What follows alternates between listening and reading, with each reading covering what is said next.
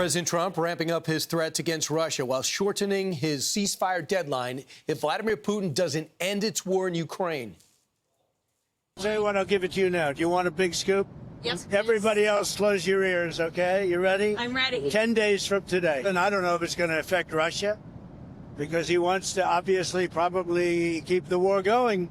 But we're going to put on tariffs and the various things that you put on. So let's bring in four-star general, Fox News national senior strategic analyst, chairman of the Institute for the Study of War, General Jack Keane. General, your thoughts about the president's change in stance, 10 days. How do you think Russia digests that? Well, first of all, I mean, we've got a major inflection point here because the president has changed his policy from a completely diplomatic approach that lasted for weeks and months and really didn't get us anywhere because Putin was not going to cooperate.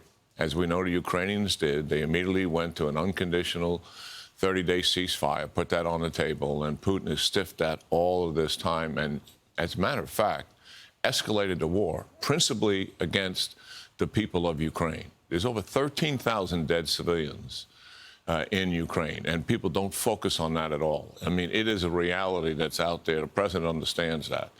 So now what is he doing? He's moving to from diplomacy exclusive to confrontation. He's adding military power to Ukraine so that they can defend against Russia much better than they have been, and resolving to do that in the future. The Europeans are doing much the same, Brian, and that is all to the good. And that is something that Putin pays a lot of attention to, battlefield effects. And secondly, what we're seeing now is likely tariffs and sanctions coming in a matter of days. I don't think Putin is going to make any concessions in the week that's coming.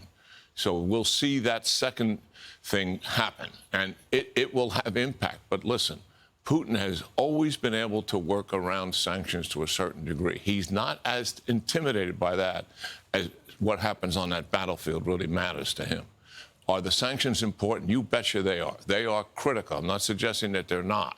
Right. But they're not going to necessarily change him overnight. It'll take time. China evidently was going to propose in those last 2 days with our talks some type of ceasefire. You know they have total control over Russia. You know that better than anybody. But just give an idea of what the Senate sanctions would do. It would actually sanction the countries who are buying the discounted oil and gas from Russia. Here's an example of who's been sustaining this war effort. China, $229 million, $140 million for India, $95 million for India, evidently an ally. European Union, $74 million. Brazil, $21 million. So this, if we hit those countries, what changes? Yeah, it dramatically changes. As we all know, Russia is a one-commodity economy, essentially oil and gas.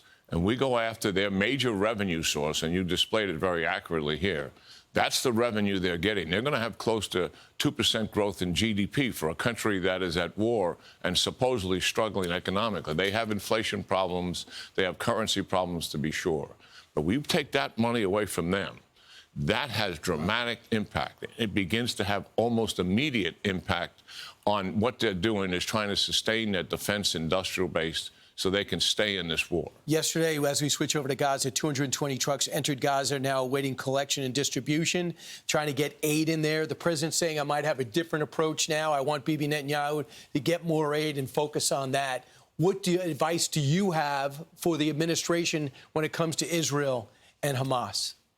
Yeah, well, first of all, where I'm coming from on this is there's a strategic reset taking place in the Middle East. Israel has always been on a defensive, initially surrounded by Arab states, went to war with them and defeated them, then surrounded by Iran and its proxies, and now have defeated and decapitated those proxies, haven't completely destroyed them, but taken much of their power away. And Iran is on its knees, but they're not out. They still have some influence. But Israel is a dominating strategic power in the region in a way that they never used to be. When it comes to Hamas, I believe we let Israel make these decisions. They're changing their priority right now to help the Gazan people.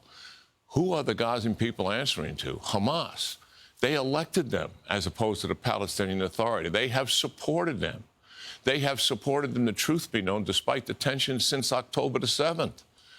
They provide all sorts of information to Hamas to kill Israelis. Nonetheless, this is Israel's decision as to how to end this conflict in Gaza. And I don't think we should dictate to them how to do this. I agree. Also, out of all these outrage around the world, and nobody wants to see a starving kid, but just put the blame where it belongs, on Hamas. And I don't hear any of these other leaders outside people like you talking about that, and there's not enough here in the U.S. General Jack Keane, always great. Thanks so much. Yeah. I'm Steve Ducey. I'm Brian Kilmeade. And I'm Ainsley Earhart. And click here to subscribe to the Fox News YouTube page to catch our hottest interviews and most compelling analysis.